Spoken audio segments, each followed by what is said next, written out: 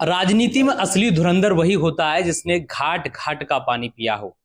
और ये जो बात है वो महान दल के राष्ट्रीय अध्यक्ष केशव देव मौर्य पर बखूबी लागू होती है, जो अपने सियासी बयानों से हलचल पैदा कर देते हैं। हमारे साथ महान दल के राष्ट्रीय अध्यक्ष केशव देव मौर्य हैं। उनसे बात करेंगे क्योंकि 2027 के चुनावों की जो तैयारियां हैं वो अब लगभग शुरू हो चुकी है। सर, बहुत बहुत स्वागत है हमारे चैनल में पहली बार बात करने के लिए। मुझे बताइए, अपने बयानों से आप खूब चर्चाओं में रहते हैं। अखिलेश यादव से आपका नाम खूब जोड़ा जाता है, आजकल बात हो रही है? पहले तो आपके न्यूज लीडर को बहुत बहुत शुभकामनाएं।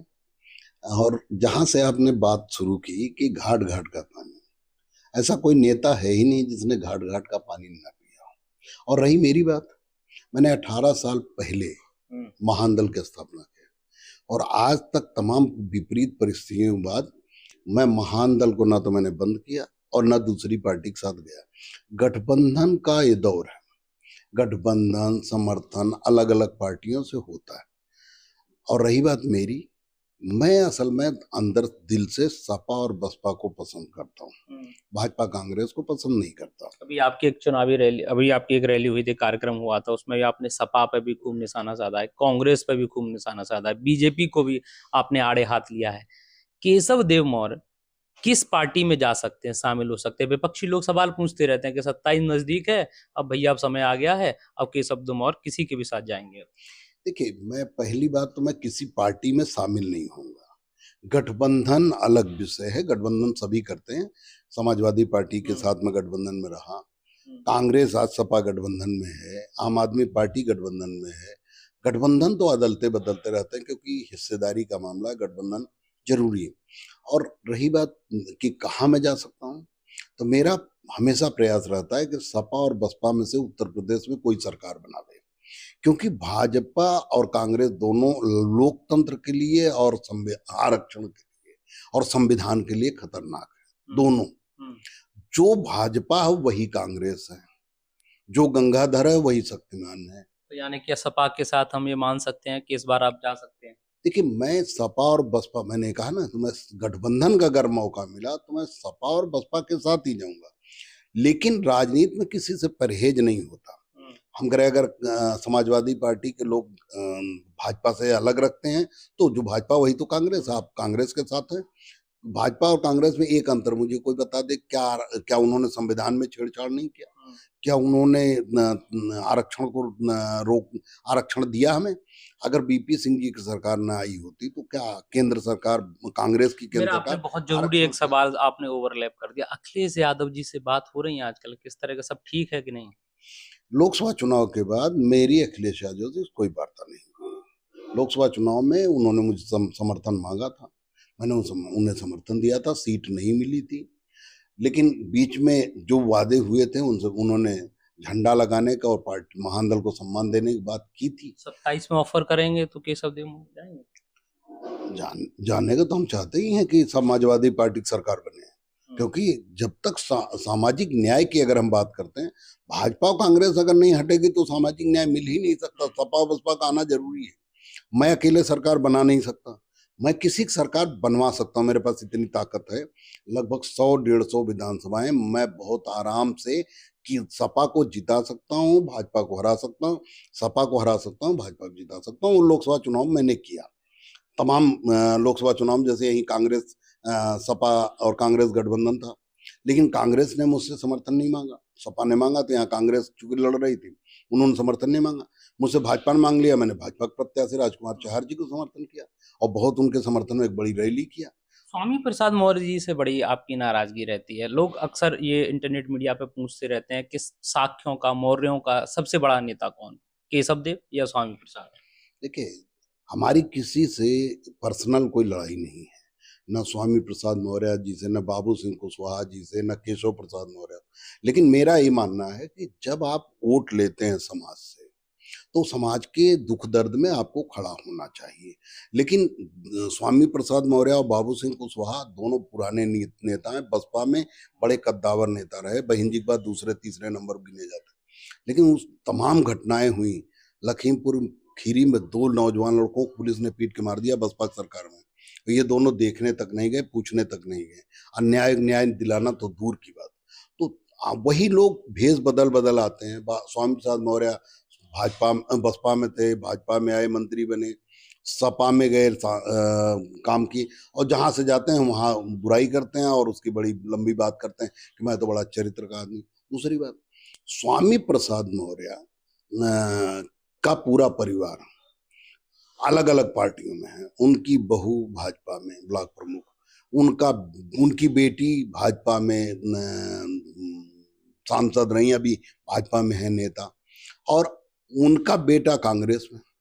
तो पहले अपने परिवार को समझा लो कि आपकी पार्टी अच्छी है, आपने पार्टी बनाई है। जब आपका ही परिवार आपके साथ नहीं है, उस आपकी पार्टी को अच्छा नहीं समझता, तो दूसरे को आप क्यों जोड़ेंगे? अखिलेश यादव जी के रंग जो है राजनीति के, वो इस समय बड़े बदले बदले नजर आ रहे हैं। सनातन की बात कर रहे हैं, हिंदुत्व की बात कर रहे हैं, भगवान राम का भी सहारा ले रहे हैं। चढ़ावा चोरी जो मुद्दा है उसे छोड़ने का नाम ही नहीं ले रहे हैं। 2027 का वो सबसे बड़ा मुद्दा मान रहे हैं। तो अखिलेश यादव की सियासत करने की, जो राजनीति करने की जो है, वो बदल रही है। नहीं, देखिए, सियासत और धर्म दोनों अलग अलग चीज है। सियासतदान को किसी भी धर्म के बारे में टीका टिप्पणी नहीं करनी चाहिए, हमारा ये संविधान कहता है। भाई, आप अगर कल मुख्यमंत्री बनते हैं तो आप सबके मुख्यमंत्री हैं।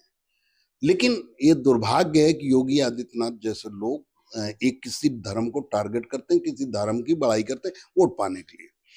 यही काम तो अखिलेश यादव भी कर रहे हैं, मंदिर बनवाने लगे हैं। अब तो चढ़ावा चोरी पर खुलकर बात कर रहे हैं। नहीं, अखिलेश यादव पहले तो हिंदू है ना, जन्मजात एक धर्म को मानने वाले हिंदू तो हैं। कोई भी हिंदू मंदिर बनवा सकता है, उसमें रोक नहीं है। वो उनका पर्सनल एजेंडा, वो समाजवादी पार्टी पर उन्होंने एजेंडे थोपा नहीं कि भाई जो मंदिर है उसमें जो भी सपा में मुसलमान लीडर हैं उसे भी मानना पड़ेगा। ऐसा तो उन्होंने नहीं कहा, ऐसा उन्होंने नहीं। वो सभी धर्मों का आदर करते हैं, और सभी धर्मों का आदर करने वाले व्यक्ति को ही इस देश की जनता को सत्ता में पहुंचाना चाहिए, क्योंकि वही सभी धर्मों को सम्मान कर सकता है। योगी आदित्यनाथ जैसे लोग तो आतताई लोग हैं। ये जैसे राजा महाराजा होते थे, जिस धर्म को मानेंगे बाकी धर्म को मंदिर तोड़ देना, मस्जिद तोड़ देना, ये गलत बात है।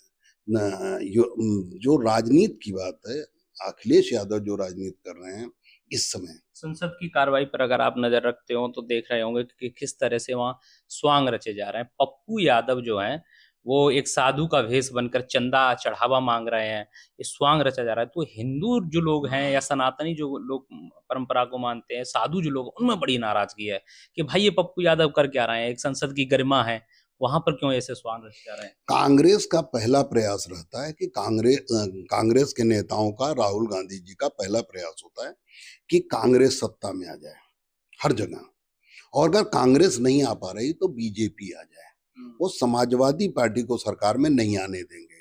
ये स्वांग उसी चीज की तरफ इशारा करता है। आप हिंदू धर्म बेइज्जत करोगे, साधु संतों को बेइज्जत करोगे, तो हमेशा बीजेपी का फायदा होगा। और राहुल गांधी बीजेपी को 2027 में पुनः सरकार बनाने के लिए मेहनत कर रहे हैं, और पप्पू यादव कांग्रेस के लीडर हैं तो मालिक की बात मानेंगे। तो स्वांग में समाजवादी पार्टी को, हिंदू धर्म को किसी तरह से अपमानित करने के किसी भी काम में समाजवादी पार्टी को शामिल नहीं होना चाहिए। संसद की गरिमा भी तो होनी चाहिए। संसद की गरिमा अलग का विषय है। संसद में बहस होती है, संसद में लड़ाई होती है, संसद में धरना होता है, प्रदर्शन होता है, वो अलग का विषय है। वो उसमें वो बहुत बड़ा मुद्दा नहीं है। लेकिन बहुसंख्यक समाज है, और वोट आपको बहुसंख्यक समाज के बिना दिए आप मुख्यमंत्री नहीं बन सकते। अखिलेश यादव जी को कांग्रेस से थोड़ा सतर्क रहना चाहिए। कांग्रेस के साथ उनका गठबंधन मेरे हिसाब से ठीक है, मुस्लिम वोटों का बंटवारा ना हो, ये अच्छी बात है। लेकिन कांग्रेस के साथ उन्हें नहीं चलना चाहिए। कांग्रेस जो जो करे उसके पीछे उन्हें खड़ा नहीं होना चाहिए, अगर उन्हें सरकार बनानी है तो। जंतर मंतर पर हमने अभी जैन जी का इतना बड़ा प्रोटेस्ट देखा, छात्रों पर लाठीचार्ज हुआ। अब खुद पीएम कह रहे हैं कि भाई जो बच्चे हैं उनको हम माफ करते हैं। इस पूरे आप कांड जो हुआ है, पूरा इतना बड़ा कांड हो गया, इस पर आप क्या? सारे जंजी कह के तो अपमानित मत करिए। जंजी तो एक वर्ग है, सारे युवा। क्या सपा में जो लोग नौजवान हुए जंजी नहीं? महानदल में जो वो जो जंजी थे, वो जो काकरोच थे, काकरोच माने नाली का कीड़ा, काकरोच जो वहां जुटे थे वो असली में वही थे। काकरोचों को मैं समर्थन नहीं करता हूँ। काकरोच जितने वहां थे वो भाजपा कांग्रेस के माने आरएसएस के लोग थे, और उन्हें बिहार में उपचुनाव में प्रशांत किशोर को जिताना है, वहां एक उनकी पार्टी को स्थापित करना, आरएसएस को। ये तो आप उल्टी बात कह रहे हैं। ये तो लोग जुड़े थे कि धर्मेंद्र प्रधान का इस्तीफा हो, बीजेपी के खिलाफ वो लोग जुटे थे। आप कह रहे हैं कि खुद ही वो बीजेपी के लोग थे, आरएसएस के लोग। मैं क्या कर रहा हूँ, बिहार में एक उपचुनाव हुआ बांकीपुर में, वहां प्रशांत किशोर चुनाव लड़ रहे हैं। प्रशांत किशोर कौन है? भाजपा और कांग्रेस के चहेते हैं, उन्हीं सरकार बनवाते रहते हैं, जो कांग्रेस और बीजेपी के लोग हैं। प्रशांत किशोर की उन्होंने एक पार्टी बनाई, जनसुराज, उसे वहां स्थापित करना है। और इस समय उपचुनाव था, तेजस्वी यादव जीतने की स्थिति वहां उस सीट पे नहीं है, तो भाजपा ने अपने आप को बदनाम किया, लड़ाई झगड़ा किया, मार पिटाई किया, गोली चलाई बिहार में।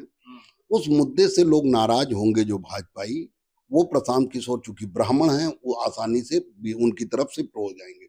और आप देख लीजिएगा, आज तक का रिकॉर्ड है कि उपचुनाव ज्यादातर सत्ताधारी दल जीतता है, और वो भी राष्ट्रीय अध्यक्ष की सीट है, भाजपा की राष्ट्रीय अध्यक्ष सीट है वो नितिन नवीन की, वो सीट भाजपा हारेगी 3 तारीख को, परसों। अभी जंतर मंतर पर जो छात्रों पर लाठीचार्ज हुआ, क्या उससे में आपकी क्या मानते हैं वो ठीक हुआ या नहीं हुआ? उच्च शिक्षा मंत्री ने आगरा के ही हैं, दक्षिण से विधायक हैं, उन्होंने कह दिया है कि भैया जो जंतर मंतर पर जो कॉकरोच बैठे थे सारे राष्ट्रद्रोही है। वो सब उन्हीं के लोग हैं, वो जितना कुछ हो रहा है सब नौटंकी हो रही है। बीजेपी के लोग हैं जो, सब आरएसएस के लोग हैं जो वहां आंदोलन कर रहे थे। असली में आंदोलनकारियों को कभी न्याय नहीं मिला। कॉकरोचों को आप बीजेपी का समर्थक बता? बिल्कुल, बीजेपी के और कांग्रेस के लोग हैं, आरएसएस के लोग हैं। और कभी भी असली आंदोलन, असली मुद्दे जो आंदोलन हुए, उन्हें कभी मीडिया ने छुआ तक नहीं, कभी दिखाया तक नहीं। भोपाल गैस कांड हुआ था, उसमें 1 लाख लोग पैदल मध्य प्रदेश से जंतर मंतर आए थे, किसी ने नहीं दिखाया, और न किसी के मंत्री ने इस्तीफा दिया। ये जो दबाव, नौटंकी, ये खाली नौटंकी होती है, जनता को आंखों में धूल झोंकने। मकसद कहीं और होता है और काम कहीं और होता है। केवल प्रशांत किशोर जिताने के लिए सारी नौटंकी हुई। और भाजपा के पक्ष में धर्मेंद्र प्रधान ने इस्तीफा दे दिया, तो भाजपा के पक्ष में एक सिंपैथी गई। जो भाजपा के लोग तानाशाह कहते थे, उसको उस मुद्दे को खत्म किया गया। पीएम अब छात्रों को माफ करने की बात करके डैमेज कंट्रोल करने में लगे हैं क्या? अरे उन्हीं के लोग हैं। आपको एक घटना का जिक्र करूं, कश्मीर में 79,000 पत्थरबाजों को राजनाथ सिंह जी जब गृह मंत्री थे भाजपा की पहली सरकार में, उन्होंने सारे मुकदमे वापस ले लिए थे और कहा कि बच्चे हैं, भाग गए थे। तो क्या वही राजनाथ सिंह जी या वही भाजपा सरकार जो छोटे मोटे केस में नौजवान उत्तर प्रदेश में फंसे, उनका मुकदमा क्यों नहीं वापस किए? जो छोटे मोटे झगड़े में, चाकूबाजी में, ये छोटी मोटी गलती करके फंस गए, क्या उनको माफ किए? तो वो उनके रिश्तेदार थे जिनको कश्मीर में माफ करे। ये सब पत्थरबाज, सारे आतंकवादी, सारे अलगाववादी सत्ता के होते हैं वोट देने के नाम। एक आतंकवादी धर्म के खिलाफ, हिंदू धर्म के खिलाफ जहर उगलेगा, देश के खिलाफ जहर उगलेगा, तो देश की जनता नाराज होगी, फिर भाजपा सरकार आएगी। बातचीत करने के लिए बहुत बहुत धन्यवाद। केशव देव, जिन्होंने एक बड़ी बात, एक बड़ा बयान दिया है कि जो जंतर मंतर पर छात्र आंदोलन कर रहे थे वो बीजेपी और आरएसएस के ही समर्थक थे और जानबूझकर पूरा षड्यंत्र रचा है। इस पर आपकी क्या राय है, हमें कमेंट सेक्शन बॉक्स में जरूर बताइएगा। मैं अपने साथी कैमरा पर्सन विकास गुप्ता के साथ हरिकांत शर्मा, न्यूज लीडर आगरा।